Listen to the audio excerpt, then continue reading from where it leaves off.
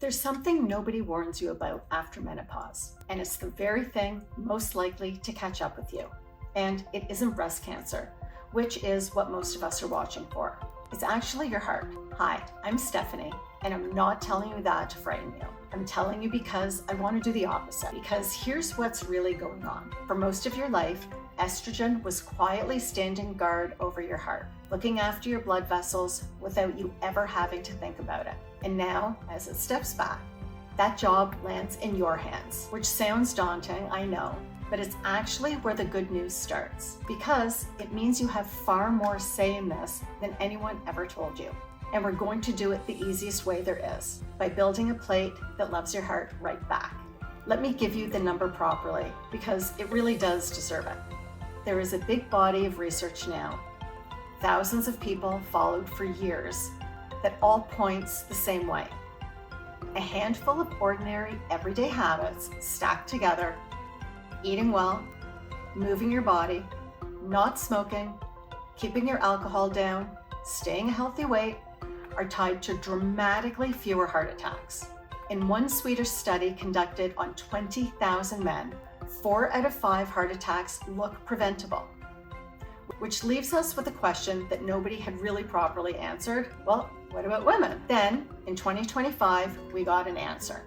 175,000 people in Ontario were followed for over a decade, and more than 100,000 of them were women. Researchers scored every one of them on 8 things: diet, sleep, movement, smoking, weight, blood sugar, cholesterol, and blood pressure.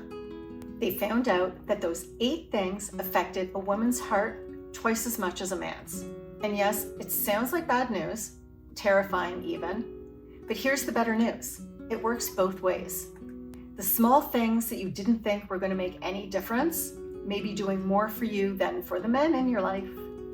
And here's the part I keep coming back to. Biggest jump of all, and it wasn't going from good to perfect. It was actually going from nothing to something. From 0 of these habits, even to just 1. So if you take nothing else from your time with me today, take that. You're not too late. You're 1 plate away from making a move in the right direction. And that has always been true, no matter what anybody has made you feel about starting late. So let's talk about what actually goes on that plate. The 5 things that earn their place on your plate.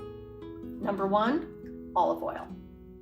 There's one everyday swap that earns its whole reputation, and it's this one. When you use good olive oil in place of butter, your LDL, that's the cholesterol that gums up your arteries over time, tends to come down. It's been shown cleanly side by side against butter. It's not magic, it's just a fat that your heart handles much better. And the extra virgin kind, the greener, peppery one, is a big part of why the Mediterranean way of eating keeps turning up as the good one for your heart. So use it generously. Pour it over roasted vegetables. Don't do that sad little measured teaspoon. Don't do your fat on the side. This is not a food to be frightened of. The next one, oily fish. That's salmon, mackerel, trout, sardines. The oils in these are the kind that your heart and brain are quietly built to run on. They help settle down fats in your blood, and they take a little pressure off your whole system. It's not dramatic, but it's real, and it comes with dinner. 2 meals a week is the number most heart associations land on. And it doesn't have to be fresh, expensive, done with an entire afternoon's worth of work. A tin works, even frozen fillets. Whatever's easiest or cheapest in your book is the one that counts.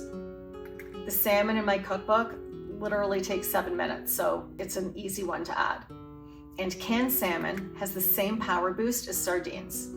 It's got the bones, which has a good dose of collagen as a bonus. And we know that collagen is great for our hair, skin, and nails, and we all like that too.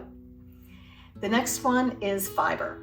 So there's the gummy kind and the sweeping kind. This one's the quiet hero of the whole plate.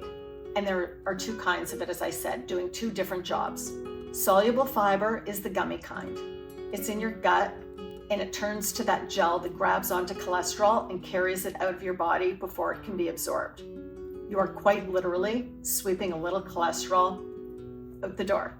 Insoluble fiber is the other kind. This one doesn't dissolve. Instead, it passes through and it takes things with it on the way. You want both, and most real foods give you some of each. Beans and lentils, oats and barley, pears with the skin. Now, apples are also great, but they're actually not as good as pears.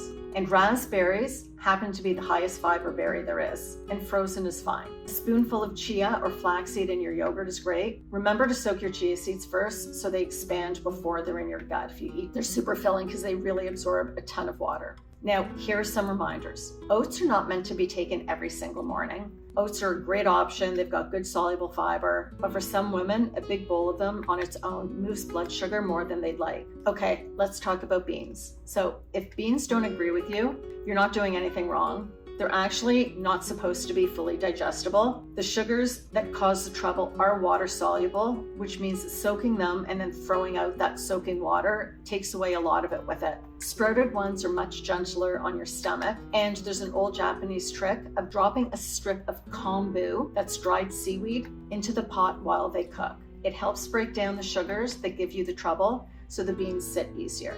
And the size of it is small. It brings your cholesterol down by a few percent. It's certainly not better than your medication, and you'll notice I'm not going to tell you that it is. But it's real, it adds up over years, and it costs you about 40 cents a morning. Leafy greens and color in general. Spinach, kale, dark bitter leaves, and even, your peppers and the berries and the tomatoes and the beets. When researchers looked at postmenopausal women eating most of these plant foods, they found meaningfully less heart disease in the years that followed. And leafy greens in particular have a nice trick. They're natural in nitrates, and your body turns those into something that helps your blood vessels relax and open up a little, which takes some pressure off your whole system. Every color on the plate is a slightly different set of compounds, looking after a slightly different part of you. So the goal here isn't some beige plate that you're just enduring. It's a plate that looks like it's having a good time. Next, nuts. A small handful.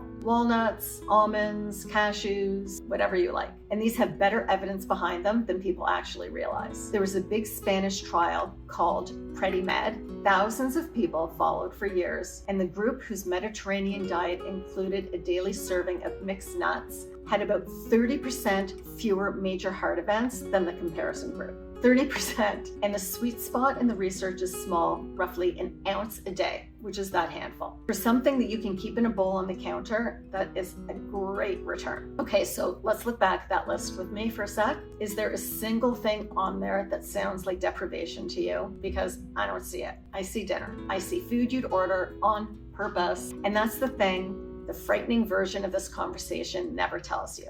A heart protective plate isn't an act of self-denial. Nothing here got forbidden. Nothing was taken away. Every single one of these is something that you can add to the life you've already got. Your plate just quietly learned to work a little harder for you in the background while you get on with your day. There's one more ingredient, except this one isn't food at all. It's how you eat. There's real cardiovascular value in slowing down, in sitting at an actual table, in eating a meal unhurried with people you love instead of standing at the counter inhaling something over the sink while you answer one more email. I've been known in the past to stand in front of that open refrigerator with a Ziploc bag of cold leftover chicken with my phone in my hand, and that is not what we want to do. When you eat like that, your whole nervous system settles, and a settled nervous system is easier on your heart, meal after meal, year after year. So the most heart healthy thing you can do this whole week, it might not be a food at all. It might be the 20 minutes you spend at the table, not rushing, laughing at something, letting your shoulders come down from around your ears.